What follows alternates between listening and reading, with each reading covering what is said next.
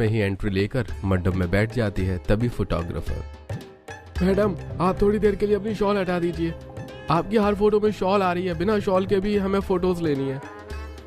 हाँ निकिता बहू, कब तक शॉल ओढ़कर बैठी रहोगी? इतनी भी ठंड नहीं है, हटा दो शॉल।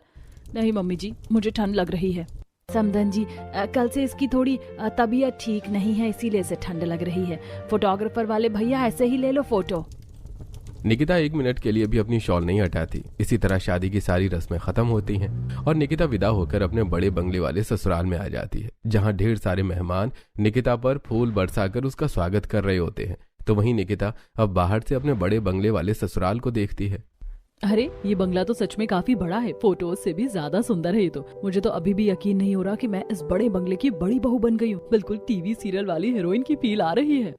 निकिता अपनी नजरें घुमा घुमा कर अपने बड़े बंगले वाले ससुराल को देख रही होती है कि तभी अचानक उसे छींक आ जाती है, जिसे देखकर कुछ पड़ोस की औरतें, ये लो, बहू ने तो गृह प्रवेश से पहले ही छींक दिया, ये तो अपशगुन की निशानी है।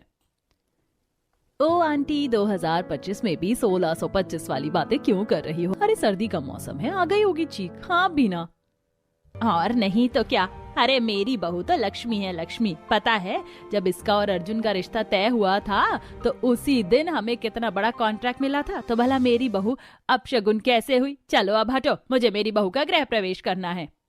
शारदा निकिता का गृह प्रवेश करती है और कुछ छोटी मोटी रस्मों के बाद निकिता की नंद नीलम उसे पूरा बंगला दिखाने लगती है। भाभी ये ड्राइंग रूम है और इस साइड गेस्ट रूम। पता है मैंने खुद अपने हाथों से ड्राइंग रूम को डिजाइन किया है। नीलम, मैं घर फिर कभी देख लूंगी, मुझे अभी कमरे में जाना है। ओहो भाभी, लगता है भैया से जरा सी भी दूरी बर्दाश्त नहीं हो रही है आपको। अरे तुम्हारे भैया से नहीं, बल्कि मुझे ठंड बिल्कुल भी बर्दाश्त नहीं हो रही है। पता नहीं तुम बिना शॉल स्वेटर के कैसे घूम रही हो। निकिता को इतनी सी ठंड में यूं कपकपाता देखकर नीलम को काफी अजीब लगता है, जिसके बाद हम नीलम निकिता को उसके कमरे में छोड़ आती है।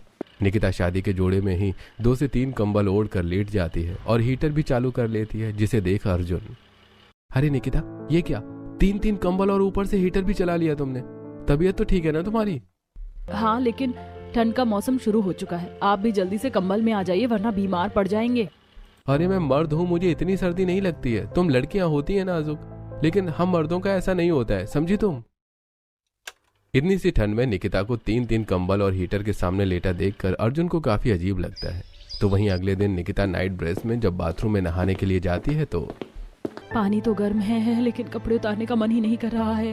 गर्म पानी से नहाने के बाद और ठंड लगती है। काम करती हूँ, मुंह धो लेती हूँ, किसी को क्या ही पता चलेगा। निकिता नहाने के बजाय कपड़े बदलकर मुंह धो लेती है और शॉल ओढ़कर